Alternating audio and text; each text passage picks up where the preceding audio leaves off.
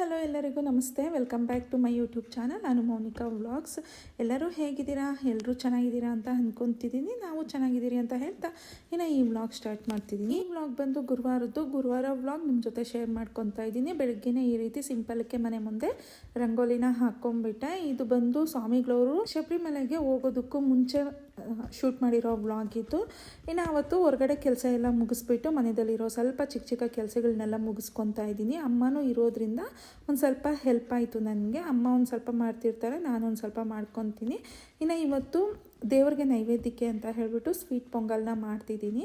ಈ ರೀತಿ ನೈವೇದ್ಯಕ್ಕೆ ಏನಾದರೂ ಮಾಡ್ಕೊಳ್ಳೋ ದಿನ ಆದರೆ ಒಂದು ಸ್ವಲ್ಪ 7:30 8 ಗಂಟೆ ಆಗೋಗ್ಬಿಡುತ್ತೆ ನಾನು ಪೂಜೆ ಮಾಡ್ಕೊಳ್ಳೋದ್ರ ಒಳಗೆ.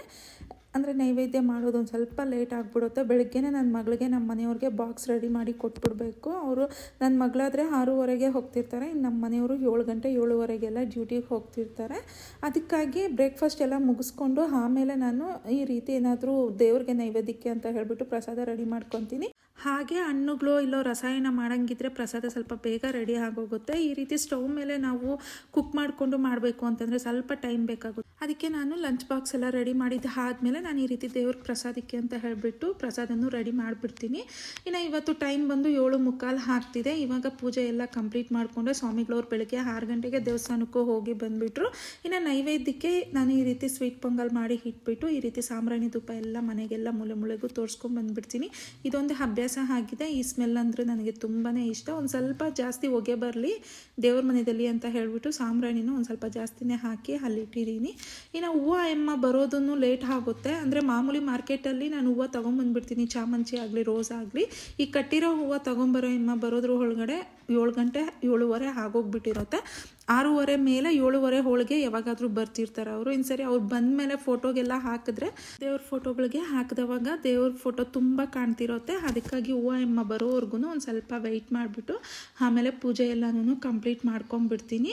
ಇನ್ನು ಈಗ ಬೆಳಗ್ಗೆ ಚಿತ್ರಾನ್ನ ಗೊಜ್ಜಿತ್ತು ಅಂತ ಹೇಳ್ಬಿಟ್ಟು ವೈಟ್ ರೈಸ್ ಮಾಡಿ ಅವ್ರಿಗೆ ಕೊಟ್ಟು ಕಳಿಸ್ಬಿಟ್ಟೆ ಬಾಕ್ಸಿಗೆ. ಈಗ ಪೊಂಗಲ್ ಮಾಡೋಣ ಅಂತ ಹೇಳಿಬಿಟ್ಟು ಮಾಡ್ತಿದ್ದೆ. ಪೊಂಗಲ್ ಬೆಳಗ್ಗೆನೇ ಮಾಡಿ ಬಾಕ್ಸಿಗೆ ಕೊಡ್ಬೋದಿತ್ತು, ಬಟ್ ಮಧ್ಯಾಹ್ನಕ್ಕೆ ತಿನ್ನೋದಕ್ಕೆ ಇದು ಚೆನ್ನಾಗಿರೋದಿಲ್ಲ. ಪೊಂಗಲ್ ಏನಿದ್ರು ಬಿಸಿ ಬಿಸಿಯಾಗಿ ತಿನ್ನಬೇಕು ಅಷ್ಟೇ. ಇನ್ನು ಮನೆಯಲ್ಲಿ ನಾವು ತಿನ್ನೋದಕ್ಕೆ ಮಾಡ್ಕೊಳ್ಳೋಣ ಅಂತ ಹೇಳಿಬಿಟ್ಟು ಈ ರೀತಿ ಖಾರ ಪೊಂಗಲ್ ಮಾಡ್ಕೊತಿದ್ದೆ.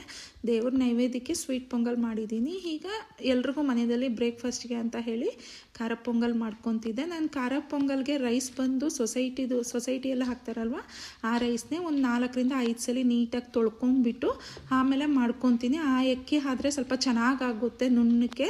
ಮಾಮೂಲಿ ನಾವು ಸಣ್ಣಕ್ಕಿ ಯೂಸ್ ಮಾಡಿದ್ದೀರಿ ಅಂತಂದರೆ ಪೊಂಗಲ್ ಅಷ್ಟೊಂದು ಟೇಸ್ಟಿಯಾಗೂ ಇರೋದಿಲ್ಲ, ಅಷ್ಟೊಂದು ಚೆನ್ನಾಗೂ ಇರೋದಿಲ್ಲ. ಇನ್ನು ನಾನು ಫಸ್ಟು ಹೆಸರುಬೇಳೆ ಹಾಕಿ ಅಕ್ಕಿನ ಹಾಕಿಬಿಟ್ಟು ಒಂದು ವಿಸಿಲ್ಗೆ ಚೆನ್ನಾಗಿ ಕೂಗಿಸ್ಕೊಂಡ್ಬಿಡ್ತೀನಿ.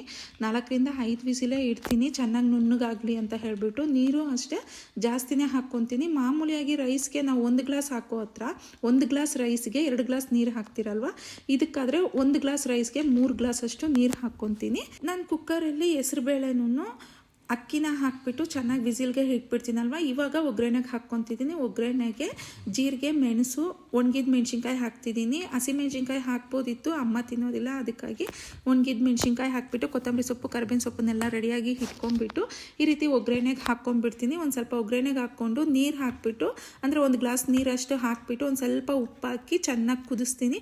ಕುದಿಸಿದಾದ್ಮೇಲೆ ಆಗಲೇ ನಾವು ಬೇಯಿಸಿಟ್ಕೊಂಡಿದ್ರಲ್ವ ಬೇಳೆನೂ ಹಾಕಿ ಅದನ್ನು ಇದಕ್ಕೆ ಹಾಕಿಬಿಟ್ಟು ಕ್ಲೀನಾಗಿ ಕಲಸಿದ್ದೀರಿ ಅಂತಂದರೆ ನಮಗೆ ಮೆತ್ತಗೆ ಪೊಂಗಲ್ ಬಿಸಿ ಬಿಸಿಯಾಗಿ ರೆಡಿ ಆಗೋಗ್ಬಿಡುತ್ತೆ. ಉಪ್ಪು ಖಾರ ನೋಡಿಕೊಂಡು ಇನ್ನು ಸ್ಟವ್ ಆಫ್ ಮಾಡಿಬಿಡೋದೆ.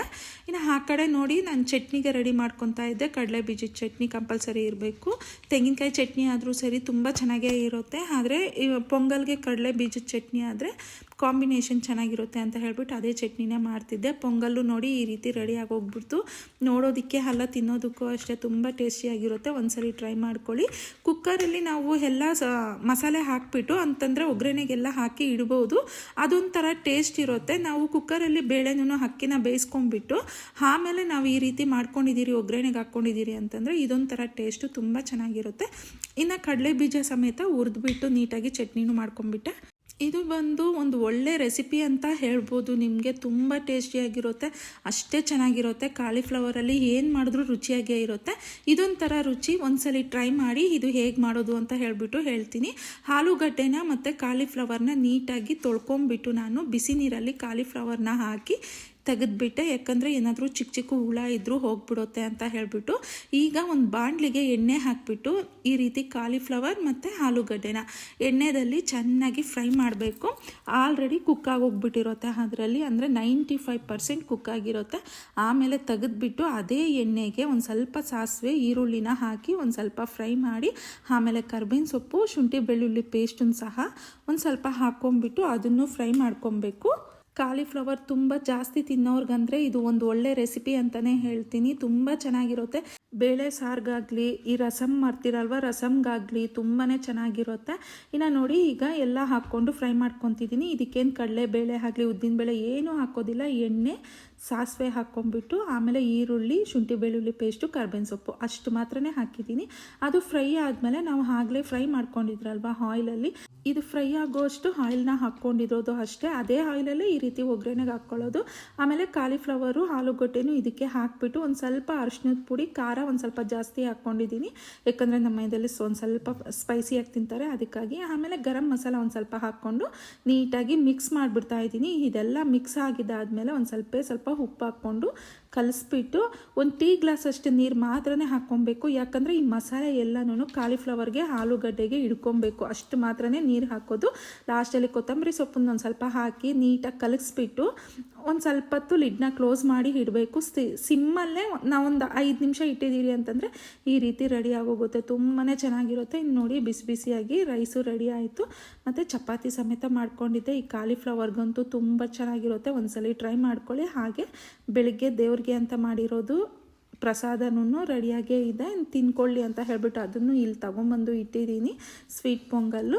ಇನ್ನು ಕಾಲಿಫ್ಲವರ್ ಆಗಲೇ ತೋರಿಸಿದ್ನಲ್ವ, ಅದು ಇಷ್ಟು ಅಡುಗೆ ರೆಡಿ ಆಗಿದೆ. ಇನ್ನು ಸಾಂಬಾರು ಅಂತೀರಾ, ಬಟಾಣಿ ಸಾಂಬಾರು ಮಾಡಿದ್ದೆ, ಆ ಸಾಂಬಾರೇ ಇತ್ತು ಮಧ್ಯಾಹ್ನಕ್ಕೆ ಅವ್ರು ತಿನ್ನೋದಕ್ಕೆ ಅಂತ ಹೇಳ್ಬಿಟ್ಟು. ಇನ್ನು ಫಸ್ಟು ಸ್ವಾಮಿಗಳವ್ರಿಗೆ ಇಟ್ಬಿಡ್ತೀನಿ, ಏನು ಅಡುಗೆ ಮಾಡಿದ್ರು ಅವ್ರು ತಿಂದಿದ್ದು ಆದಮೇಲೆ ಇನ್ನು ನಾವೆಲ್ಲ ತಿನ್ಕೊತೀರಿ. ಯಾಕಂದರೆ ಬೆಳಗ್ಗೆಯಿಂದ ಒಂದೊತ್ತಿರ್ತಾರಲ್ವ, ಅದಕ್ಕೆ ಫಸ್ಟ್ ಅವ್ರು ತಿನ್ನಲಿ ಅಂತ ಹೇಳ್ಬಿಟ್ಟು 12:30 ಆಗಿದ ತಕ್ಷಣ ಸ್ವಾಮಿಗಳವ್ರಿಗೆ ಫಸ್ಟು ಊಟನ ಬಡಿಸ್ಬಿಡ್ತೀನಿ. ಅಡುಗೆ ಮಾಡಿಕೊಂಡೆ ಇನ್ನು ಶಿಂಕಲ್ಲಿ ಬಿದ್ದಿರೋ ಪಾತ್ರೆಗಳನ್ನೆಲ್ಲನೂ ಕ್ಲೀನ್ ಮಾಡ್ಕೊಂಬಿಟ್ಟು ಅಡುಗೆ ಮನೆಯೂ ಒಂದು ಸ್ವಲ್ಪ ಕ್ಲೀನಾಗಿ ಇಟ್ಬಿಟ್ಟಿದ್ದೀನಿ. ಅಂತಂದರೆ ಸಂಜೆಗೆ ಅಡುಗೆ ಮಾಡೋವರೆಗೂ, ಇಲ್ಲಾಂತಂದರೆ ಸಾಯಂಕಾಲ ಟೀ ಮಾಡೋವರೆಗೂ ಅಡುಗೆ ಮನೆ ಕ್ಲೀನಾಗೇ ಇರುತ್ತೆ. ಮತ್ತು ಇದು ಬಂದು ನೆನ್ನೆ ರಾತ್ರಿ ಮಾಡಿರೋ ಬೋಂಡ ಒಂದೆರಡು ಇದ್ದರೆ ತಿಂದು ನೋಡಿದೆ ಚೆನ್ನಾಗಿದೆಯೋ ಇಲ್ವೋ ಅಂತ ಹೇಳ್ಬಿಟ್ಟು. ಚೆನ್ನಾಗೇ ಇದೆ. ನಾನು ಊಟ ಮಾಡಬೇಕಾದ್ರೆ ಇನ್ನು ಹಾಕ್ಕೊಬೋದು. ಇನ್ನು ಇವತ್ತಿನ ಈ ಚಿಕ್ಕ ವ್ಲಾಗ್ ಇಲ್ಲಿಗೆ ಎಂಡ್ ಮಾಡ್ತಾ ಇದ್ದೀನಿ. ನಿಮ್ಗೆಲ್ರಿಗೂ ಇಷ್ಟ ಆಗಿದೆ ಅಂತ ಅಂದ್ಕೊತಿದ್ದೀನಿ. ಇಷ್ಟ ಆಗಿದ್ರೆ ಪ್ಲೀಸ್ ಲೈಕ್, ಶೇರ್, ಸಬ್ಸ್ಕ್ರೈಬ್ ಮಾಡಿ. ಹೀಗೆ ನನಗೆ ಯಾವಾಗಲೂ ಸಪೋರ್ಟ್ ಮಾಡ್ತೀರಿ ಅಂತ ಹೇಳ್ತಾ thank you for watching. Bye friends.